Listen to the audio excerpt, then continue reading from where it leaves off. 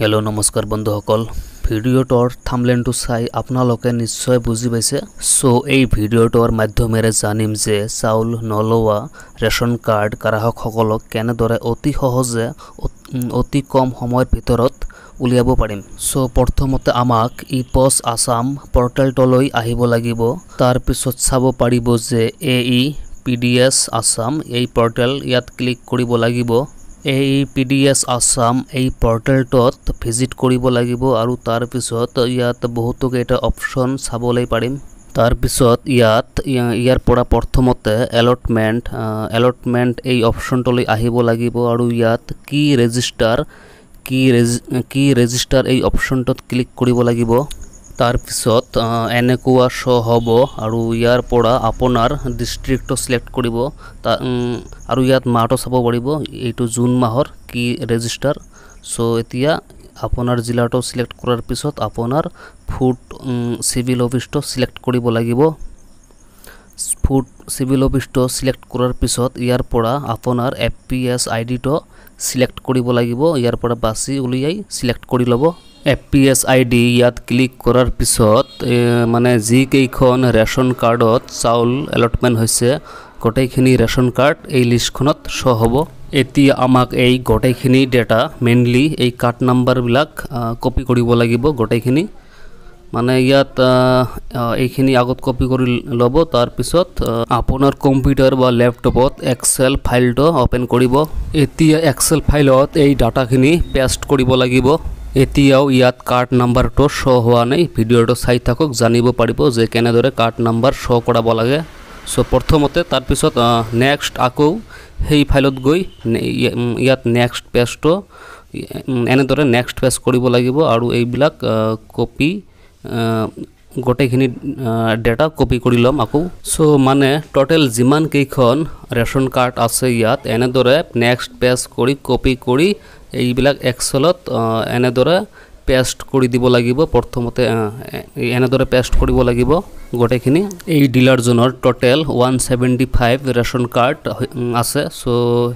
সেই কাৰণে 175 ৰেশন কাৰ্ডৰ ডেটা বিলাক ইয়াৰ পৰা কপি কৰি এক্সেলত পেস্ট কৰি দিম সো ওকে কপি পেস্ট হৈ যোৱাৰ পিছত এইবাৰ ইয়াৰ পৰা প্ৰথমতে মানে যিবিলাক ডেটা আমাক না লাগে সেইবিলাক ইয়াৰ পৰা ক্লিয়াৰ কৰি দিম যেনে সিৰিয়াল নাম্বাৰটো এইবিলাকৰ একো প্ৰয়োজন নাই সো এই মানে এই কলমটো ক্লিয়াৰ কৰি দিম মানে E+11 এইটো ৰাখি গোটেইবিলাক আমি ক্লিয়াৰ কৰি দিব পাৰিম একো সমস্যা নাই এতিয়া E+11 এইটো বিৰ তলত আছে ইয়াত মানে বিত ইয়াত ক্লিক কৰি জেনাৰেল ইয়াত আহিব ইয়াৰ পৰা মোৰ ইয়াত আহিব এতিয়া ইয়াত নাম্বাৰত ক্লিক কৰিব আৰু এই 2 নাম্বাৰটো যেটো আছে ইয়াত 0 কৰি দিব তাৰ পিছত এইটো ওকে কৰি দিব এতিয়া ইয়াত ফুল কাৰ্ড নাম্বাৰটো শো হৈছে সো এনেদৰে আপোনালোকে প্ৰথমতে কি ৰেজিষ্টাৰ বিলাক এনেদৰে এক্সেলত কপি কৰি এনেদৰে মানে এইটো কাম কৰি ল'ব সো ওকে এনেদৰে এলটমেন্ট হোৱা টোটাল ৰেশন কাৰ্ড এক্সেলত কপি কৰাৰ পিছত তাৰ পিছত এতিয়া মানে ইপছ আসাম ইয়াত হোমত আহিব ইপছ আসাম ইয়াৰ ওপৰত আহি ইয়াত FPS ইয়াত ক্লিক কৰিব আৰু এটা কি পাব সেল ৰেজিষ্টাৰ ইয়াত ক্লিক কৰি ল'ব এতিয়া ইয়াৰ পৰা আপোনাৰ প্ৰথমতে ডিস্ট্ৰিক্ট তাৰ পিছত FPS আইডিটো ইয়াৰ পৰা সিলেক্ট কৰিব এতিয়া সাবমিটত ক্লিক কৰাৰ পিছত চাউল লোৱা গ্ৰাহকসকলৰ কাৰ্ড নাম্বাৰ বিলাক ইয়াত শো হ'ব জুন মাহত 3 মাহৰ চাউল একেলগে দিয়া হৈছে কাৰণে ইয়াত এটা কাৰ্ড নাম্বাৰ 3 বাৰ কৈ ইয়াত শো হৈছে সো সেই কাৰণে ইয়াত ৰেজিষ্টাৰটো বহুত মানে বেছি সংখ্যা শো হৈছে এতিয়া ইয়াৰ পৰা গোটেই কাৰ্ড নাম্বাৰ বিলাক কপি কৰিব লাগিব মানে এনেদৰে কপি কৰিলে বহুত সময় লাগিব সো এতিয়া কি কৰিব মানে একেলগে কপি কৰিবলৈ হলে ওপৰত আহি পাৰ পেজ 50 ইয়াত ক্লিক কৰি এইটো অল কৰি দিব তাৰ পিছত অল কাৰ্ড বিলাক ইয়াত শো হ'ব গোটেইখিনি এতিয়া আমি গোটেইখিনি একেলগে কপি কৰিব পাৰিম এতিয়া কপি কৰিবৰ বাবে একৰ পৰা ইয়াৰ পৰা মাউসটো টানি লৈ হেকত যাব লাগিব